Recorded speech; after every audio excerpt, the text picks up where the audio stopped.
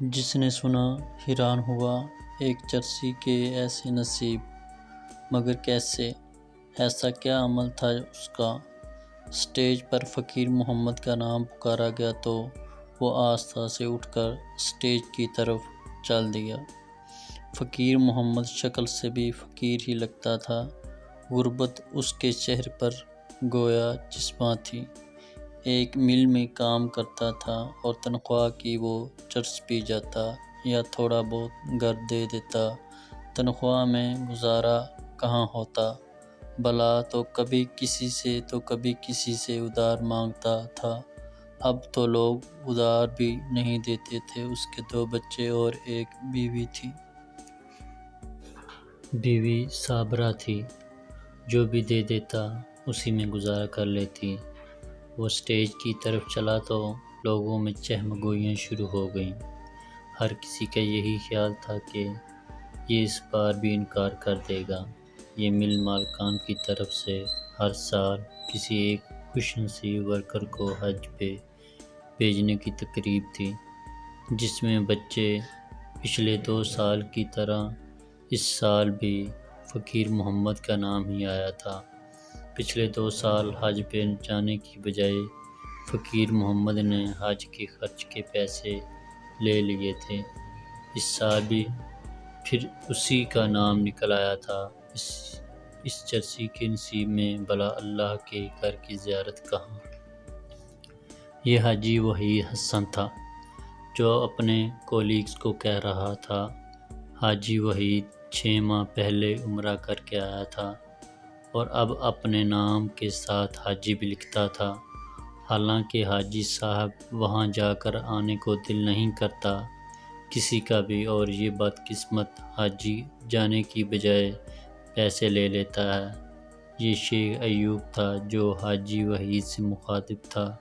یہ بھی عمرہ کر چکا تھا اور شاید جتانا چاہ رہا تھا کہ میں بھی حاجی ہوں۔ فقیر محمد اسٹیج پر پہنچ چکا تھا۔ مل مالک شیخ عمر نے اسے مبارکباد دی اور کہا، بھائی فقیر محمد تیاری کر لو۔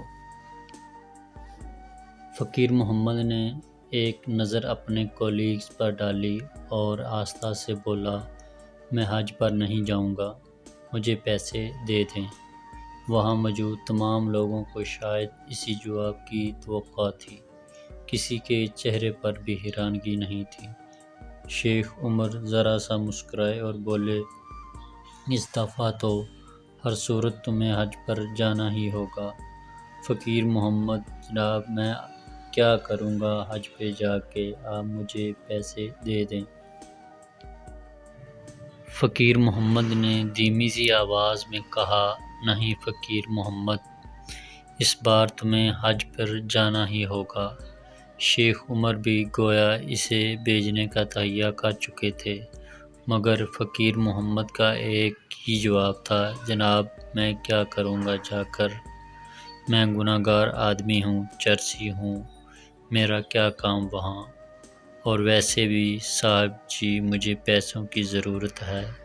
ٹھیک، اگر تم حج پر جاؤ گے تو پورے سال کی تنخواہ بونس میں دوں گا۔ شیخ عمر نے آفر کی تو فقیر محمد کی آنکھوں میں چمک سی آ گئی۔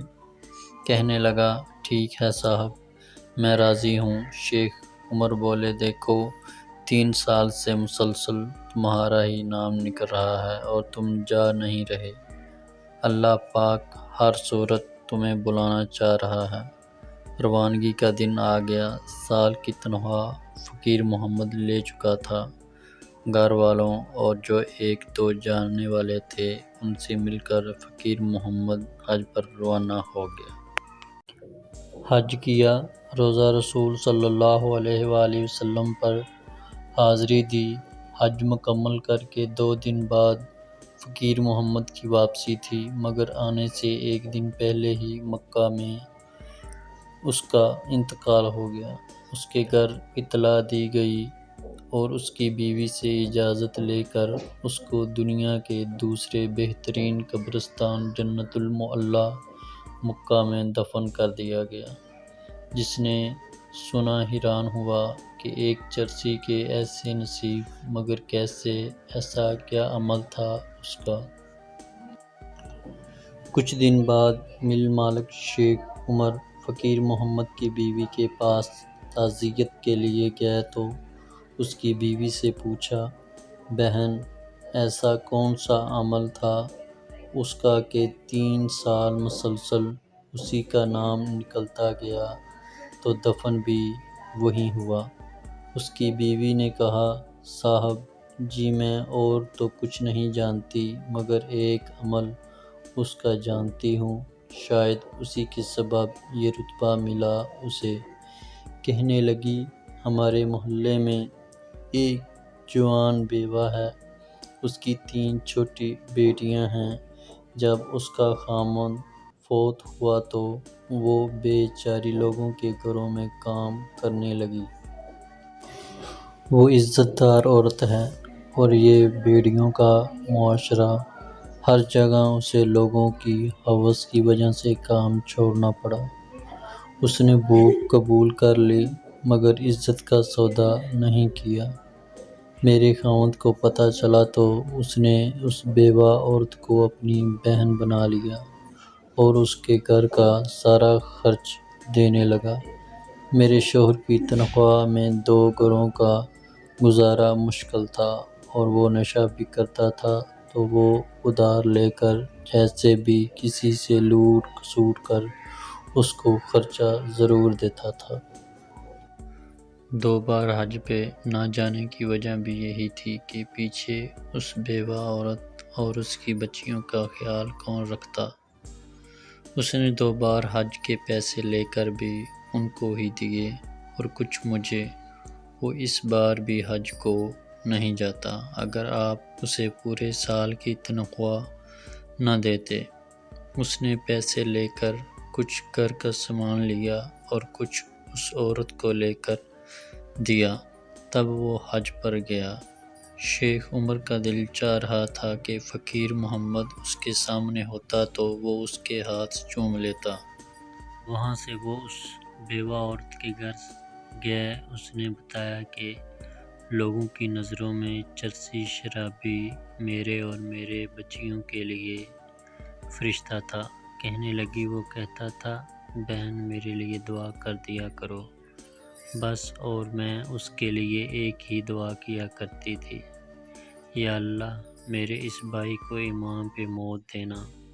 یتیموں کے سر پہ ہاتھ رکھنے سے جتنے بال ہاتھ کے نیچے آتے ہیں اتنے گناہ معاف ہوتے ہیں، اتنی نیکیاں لکھی جاتی ہیں، اتنے درجات بلند ہوتے ہیں۔